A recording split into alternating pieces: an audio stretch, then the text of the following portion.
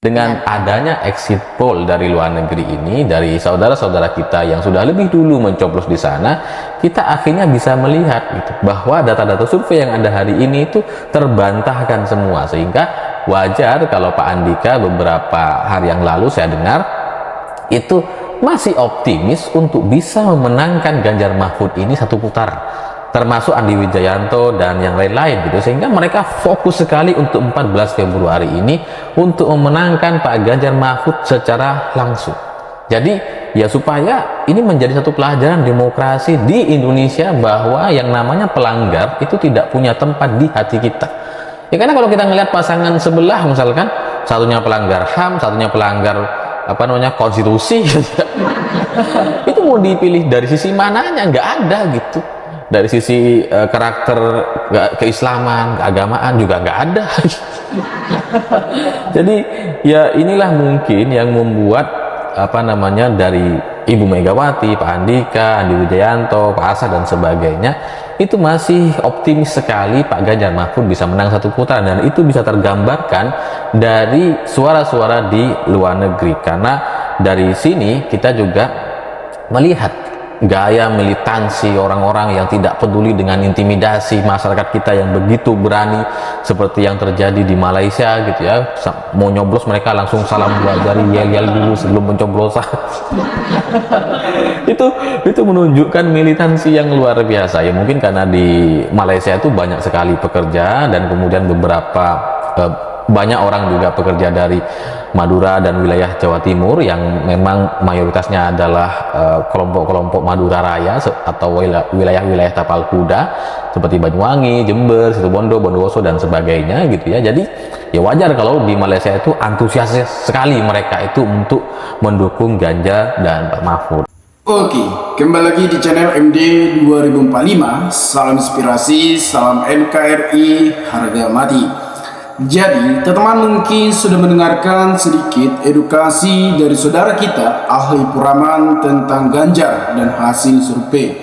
Hasil survei menunjukkan bahwasannya Ganjar memang terbaik. Kalau kita lihat, penyampaian ahli puraman ini sangat bermanfaat dan sangat mengedukasi masyarakat.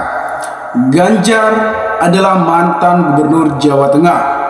Kita bisa lihat kepemimpinannya sudah terbukti dan sudah nyata. Jadi, Ganjar adalah calon presiden dari partai PDIP yang ikut kontestasi di Pilpres di tahun 2024. Dan integritas yang sangat kuat dan sangat-sangat bisa dipercaya oleh masyarakat. Ganjar yang kita tahu dekat kepada kalangan anak muda dan kalangan anak tua dan kalangan yang lansia. Tentunya Ganjar adalah sosok pemimpin dan sosok leadership yang bagus. Teman-teman, kalau kita lihat juga rekam jejak dari Ganjar, tentunya tidak diragukan lagi bahwasannya beliau ini adalah kepemimpinannya sangat terbukti dan sangat nyata. Dan menurut saya program-program yang dilontarkan oleh Ganjar Mahfud ini juga sangat menarik soal internet gratis.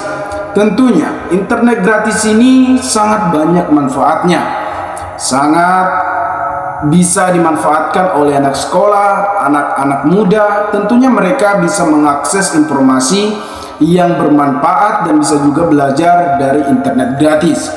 Jadi menurut saya, bagaimana nanti kita merealisasikan tersebut? Ya tentunya kita harus memilih Ganjar Mahfud dalam kontestasi di Pilpres di tahun 2024 ini. Kalau kita lihat juga rekam jejak dari Mahfud MD yang dimana seorang mantan MK, tentunya tidak diragukan lagi bahwa dia adalah tegak lurus dalam hukum. Soal pemberantasan korupsi biarlah ditangani oleh Pro Mahfud dan tidak diragukan lagi teman-teman. Jadi kita lihat juga antusias masyarakat kepada Ganjar, memang sangat antusias mereka menyambut Ganjar setiap kampanye. Bisa kita lihat di acara GBK begitu ramai antusias masyarakat, begitu ribuan rakyat Indonesia menyambut kedatangan Ganjar Mahfud MD. Dan banyak juga pengamat politik menyukai Ganjar. Dan itulah makanya Megawati mengusung Ganjar sebagai capres dalam kontes Pilpres tahun 2024 ini calon presiden yang akan menggantikan Pak Jokowi di tahun 2024 sampai 2029 ketika Ganjar terpilih. Teman-teman, dimanapun Anda berada, semoga diberikan kesehatan dan semoga dilancarkan rezeki. Sebentar lagi akan diadakan pemilihan umum pada tanggal 14 Februari 2024. Tentunya hanya hitungan hari lagi. Tentukanlah pilihan teman-teman, siapa yang akan melanjutkan estafet Pak Jokowi di tahun 2024 sampai 2029. Kalau soal prestasi Ganjar, mungkin teman-teman sudah melihat, bisa lihat di berbagai media. Tentunya Ganjar sudah mendapatkan penghargaan. Itulah makanya saya memilih Ganjar, karena sudah berpengalaman dan sangat teruji. Bisa kita lihat kepemimpinan dia di Jawa Tengah sangat terbukti, teman-teman. Jadi masyarakat Jawa Tengah juga sangat antusias memilih Ganjar Mahfud MD. Teman-teman, tidak ada lagi yang diragukan kepada Ganjar ini. Semoga ketika nanti terpilih Ganjar sebagai presiden menjalankan amanah yang telah dilontarkan kepada masyarakat. Dan kata-katanya bahwasannya jabatan adalah amanah dari masyarakat. Kitalah yang menentukan, teman-teman. Beda dengan paslon lainnya.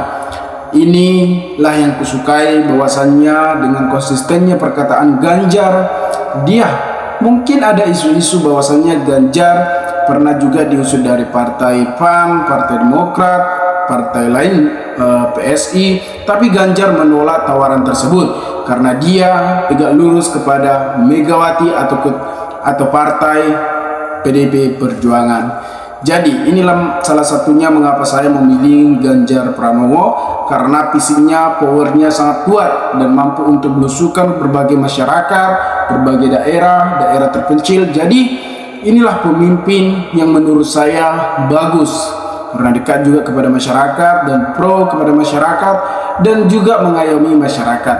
Dan bisa kita lihat antusiasnya, dia juga memberikan gagasan pidato yang sangat menarik dan sangat rendah hati dari keluarga sederhana seperti Jokowi dulunya. Tetapi untuk saat ini Jokowi sudah beralih kepada Prabowo Subianto.